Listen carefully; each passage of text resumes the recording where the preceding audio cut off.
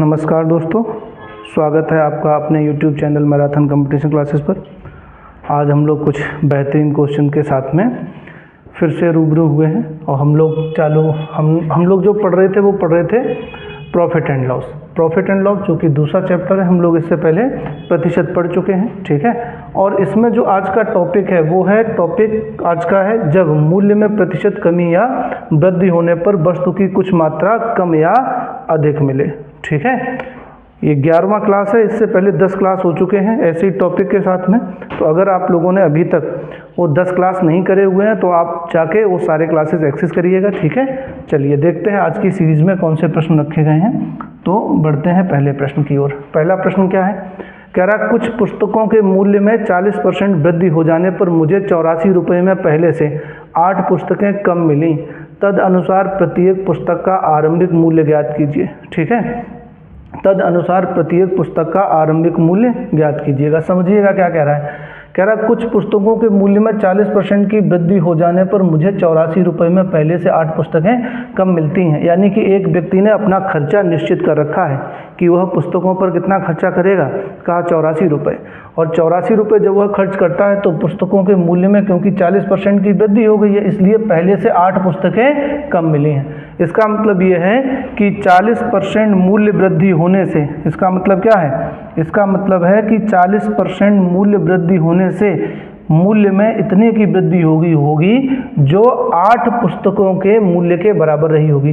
तो उस व्यक्ति ने जब उनका एक्स्ट्रा पैसा नहीं दिया तो उसने उतनी पुस्तकें कम कर दी, ठीक है। तो आप बताएंगे इसका मतलब जो 40% की मूल्य वृद्धि है वो बराबर है किसके, वो बराबर है 8 पुस्तकें कम मिली। इसकी वजह से 8 पुस्तकें क्या हो गई, कम मिली। तो आप बताएंगे 40% की जो मूल्य वृद्धि है वह 8 पुस्तकों के मूल्य के बराबर है, वह 8 पुस्तकों के मूल्य के बराबर है, ठीक है। तो इसका मतलब 100% बराबर कितना रहा होगा।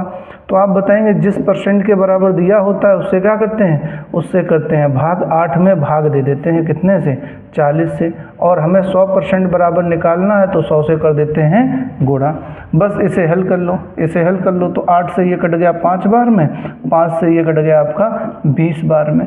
इसका मतलब जो 100% यानी कि जो कुल पुस्तकें खरीदी जा रही हैं वो कितनी हैं, तो आप बताएंगे वो हैं 20। और ये 20 कब हैं, ये है वर्तमान में, ये है वर्तमान में।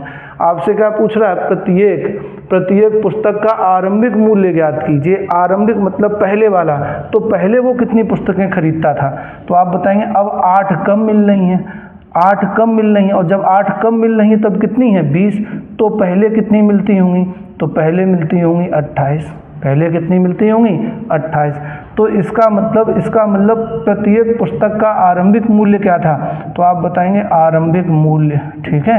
प्रत्येक पुस्तक का आरंभिक मूल्य, तो आरंभिक मूल्य भाई क्या था प्रत्येक पुस्तक का, तो आप बताएंगे होगा धनराशि बटे क्वांटिटी। टोटल कितने रुपए में खरीद रहा है, 84 रुपये में। टोटल कितने में खरीद रहा है, टोटल खरीद रहा है भाई 84 रुपये में, ठीक है। 84 रुपये में कितनी पुस्तकें खरीद रहा है, तो आप बताएंगे खरीद रहा है 28।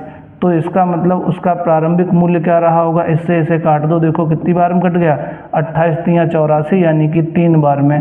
तो प्रत्येक पुस्तक का आरंभिक मूल्य क्या रहा होगा, 3 रुपये प्रति पुस्तक रहा होगा, ठीक है।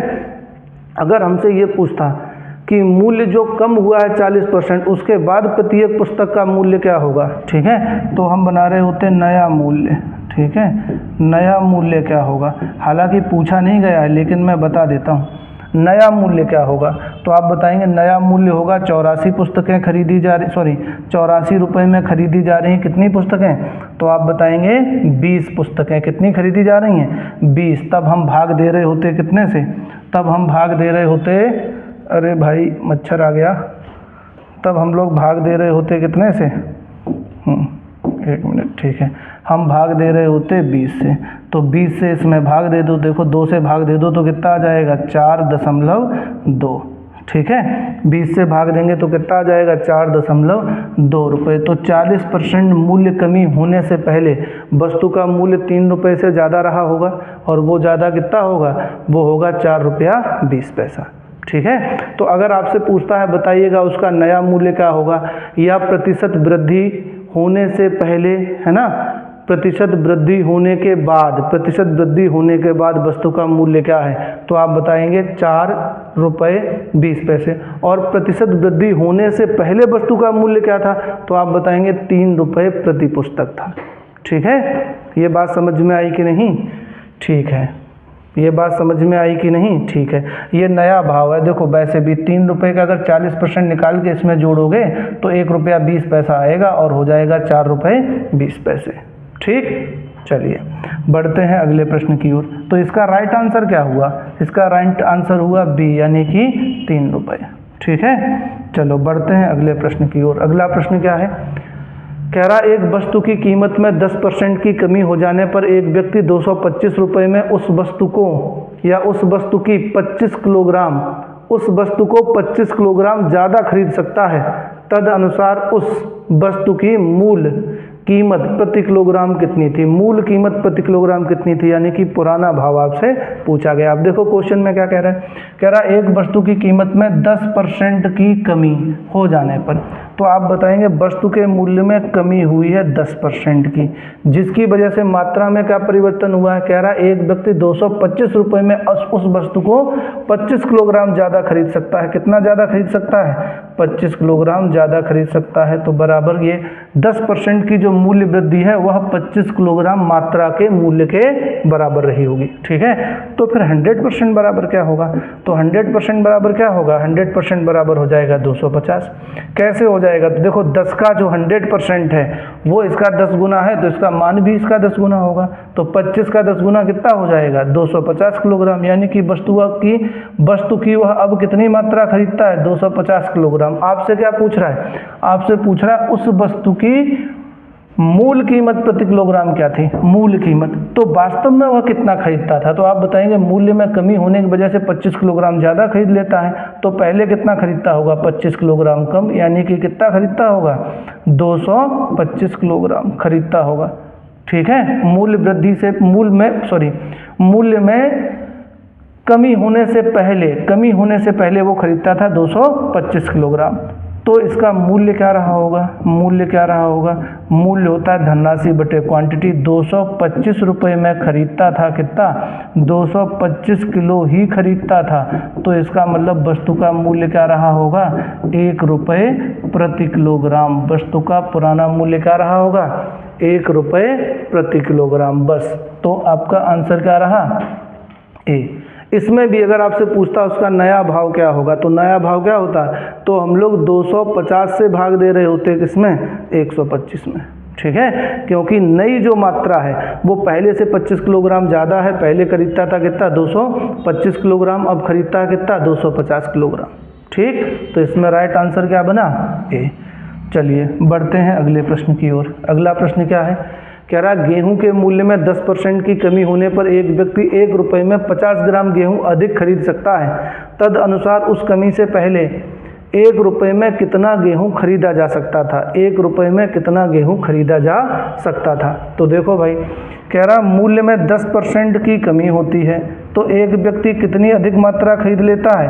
कह रहा तब उतने ही रुपये में 50 ग्राम मात्रा अधिक खरीद लेता है। ठीक है, 50 ग्राम अधिक। तो आप बताएं अगर 10% बराबर है 50 ग्राम के, तो 100% बराबर कितने के होगा? तो इसका मतलब 100% बराबर होगा 500 ग्राम के। तो इसका मतलब अब वह कितनी मात्रा खरीदता है? तो आप बताएंगे 500 ग्राम। इसने क्या पूछा है? इसने पूछा तद अनुसार उस कमी से पहले 1 रुपये में कितना गेहूं खरीदा जा सकता था? तो आप बताएंगे अब खरीदा जा सकता है 500 ग्राम, जो पहले से 50 ग्राम क्या है? ज़्यादा है। तो वही 50 ग्राम क्या कर देंगे? माइनस, आ जाएगा 450 ग्राम। तो पहले कितना खरीदा जा सकता था? 450 ग्राम। अगर पूछता कि अब कितना खरीदा जा सकता है, तो आंसर होता 500 ग्राम। ठीक है, लेकिन इसने पूछा है कि मूल्य में कमी होने से पहले कितना खरीदा जा सकता था, तब आप बताएंगे खरीदा जा सकता था 450 ग्राम।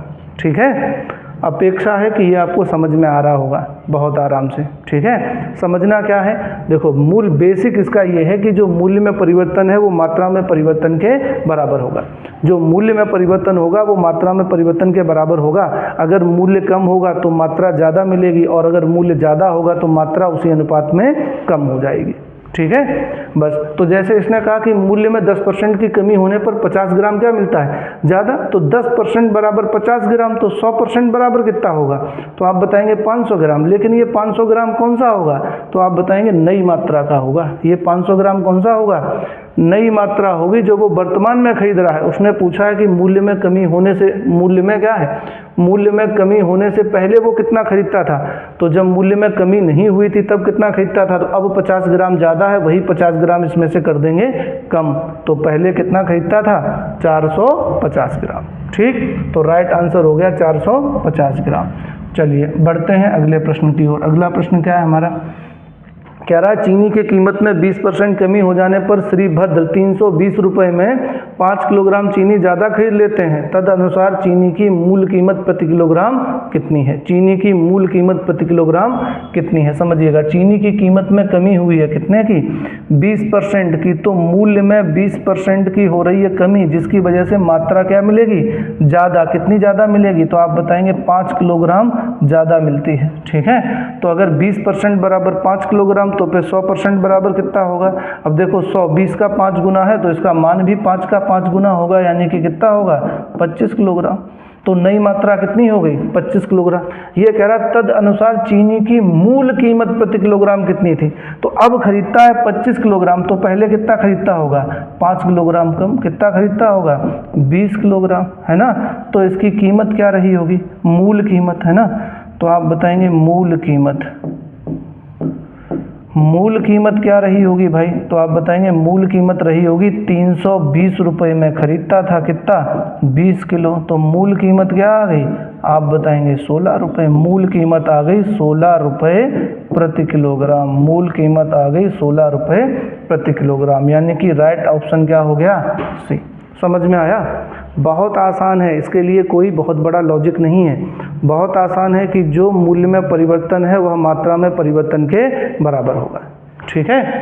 चलिए बढ़ते हैं अगले प्रश्न की ओर। अगला प्रश्न क्या है भाई, तो प्रश्न में कह रहा है चीनी की कीमत 10% कम हो जाने पर एक व्यक्ति ने 270 रुपये में 1 किलोग्राम चीनी ज़्यादा खरीदी, तद अनुसार चीनी की मूल कीमत प्रति किलोग्राम कितनी थी। चीनी की मूल कीमत प्रति किलोग्राम कितनी थी, ये वाला क्वेश्चन आप स्वयं से करेंगे और कमेंट में बताएंगे, ठीक है। और कमेंट में बताएंगे, और कमेंट में ये भी बताइएगा कि हमारा आज का क्लास आपको कैसा लगा, ठीक है। अगर अच्छा लगा है तो वीडियो को लाइक करिएगा, ठीक है। वीडियो को लाइक करिएगा, चैनल को सब्सक्राइब करिएगा और अपने दोस्तों में भी शेयर करिएगा। चलिए देखते हैं अगला प्रश्न। अगला प्रश्न क्या है, तो अगले प्रश्न में कह रहा है किसी वस्तु की कीमत में 21% की कमी हो जाने पर कोई व्यक्ति 100 रुपये में 3 किलोग्राम अधिक वस्तु खरीद सकता है। वस्तु की प्रति किलोग्राम कम की गई कीमत कितनी होगी। और ये जो क्वेश्चन है ये विगत वर्षों में कई बार पूछा जा चुका है, कई बार, ठीक है। कैसे बनेगा, देखो बहुत सिंपल है। कह रहा किसी वस्तु की कीमत में 21% की कमी होने पर, वस्तु में क्या हो रहा है, मूल्य में हो रही है 21% की कमी। इसकी वजह से क्या हो रहा है, कह रहा 100 रुपये में 3 किलोग्राम वस्तु अधिक खरीद सकता है, तो 3 किलोग्राम खरीद सकता है अधिक। तो 21% बराबर 3 किलोग्राम, तो 100% बराबर क्या होगा, तो अभी आपसे बताया था या तो इसके गुणिज में हो। अब 21 के गुणिज में तो 100 है नहीं, तो हमें निकालना पड़ेगा कि जिस परसेंट के बराबर दिया होता है उससे क्या करते हैं, भाग, और जो निकालना होता है उससे क्या करते हैं, गुणा।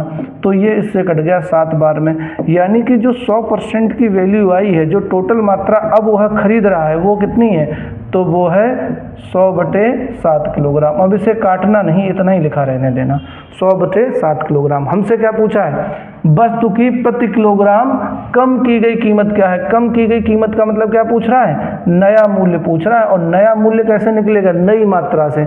और जो ये निकल के आता है ये क्या होता है, ये होता है नई मात्रा, ठीक है। तो आप बता देंगे नया, तो आप बता देंगे कम की गई कीमत, या फिर बोल सकते हैं नया मूल्य, एक ही बात है, ठीक है। हम इसे क्या बोल सकते हैं, हम इसे बोल सकते हैं कम की गई कीमत, है ना, कम की गई की गई कीमत।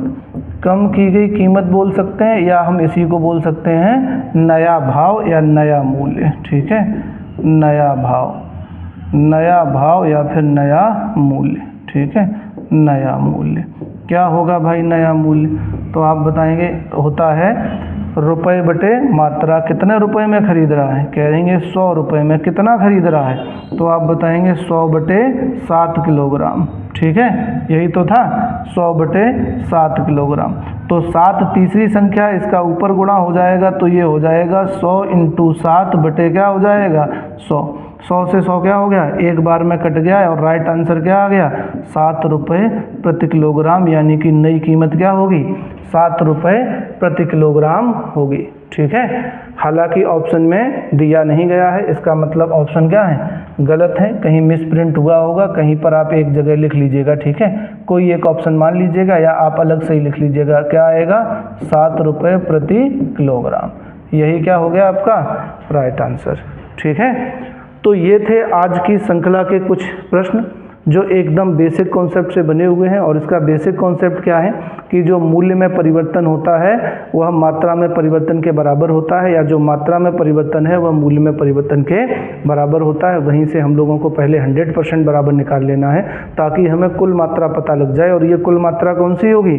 ये कुल मात्रा होगी वर्तमान वाली, यानी कि मूल्य वृद्धि के बाद जो मिल रही है या मूल्य में कमी होने के बाद जो मिल रही है। ठीक है, फिर क्वेश्चन के अकॉर्डिंग हम बताएंगे क्वेश्चन में कि हमसे मूल कीमत पूछी गई है या परिवर्तित कीमत। ठीक है, अपेक्षा है कि आपको वीडियो पसंद आया होगा, और अगर वीडियो आपको पसंद आया है तो आप लोग वीडियो को लाइक ज़रूर करिएगा। ठीक है, और अगर अभी तक आपने चैनल को सब्सक्राइब नहीं किया है तो चैनल को सब्सक्राइब करिएगा।